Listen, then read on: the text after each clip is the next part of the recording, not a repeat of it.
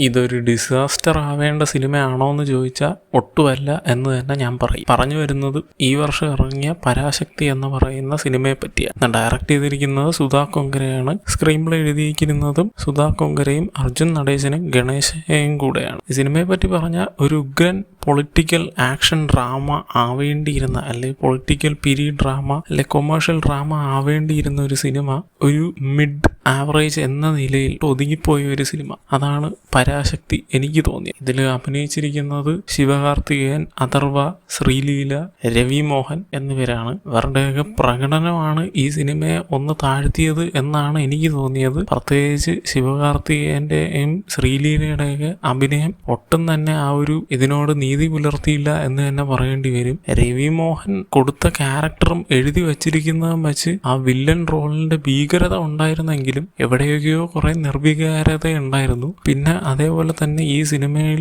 Drama, അതായത് നാടകീയത വളരെയധികം കൂടിപ്പോയതുപോലെ തോന്നി എനിക്ക്. പിന്നെ ഇതിലെ സ്കോറും മ്യൂസിക്കും കേട്ടിട്ട് എനിക്ക് വിഷമമാണ് വന്നത്. അത് ചെയ്തിരിക്കുന്നത് GVP ആണ്. പുള്ളി അതിഗംഭീരമായിട്ട് തന്നെ ഇതിലെ സ്കോറും മ്യൂസിക്കും ഒക്കെ ചെയ്തിട്ടുണ്ട്. പക്ഷെ ഇതില് അവരുടെ പെർഫോമൻസ് ആയാലും ആ സീന് മേക്ക് ചെയ്തിരിക്കുന്ന രീതി ആയാലും ആ ഒരു സ്കോറിന്റെ അത്രയും അല്ലെങ്കിൽ മ്യൂസിക്കിന്റെ അത്രയും ലെവലിലോട്ട് അതിന് ഉയരാൻ പറ്റിയില്ല എന്ന് തന്നെ പറയേണ്ടി വരും.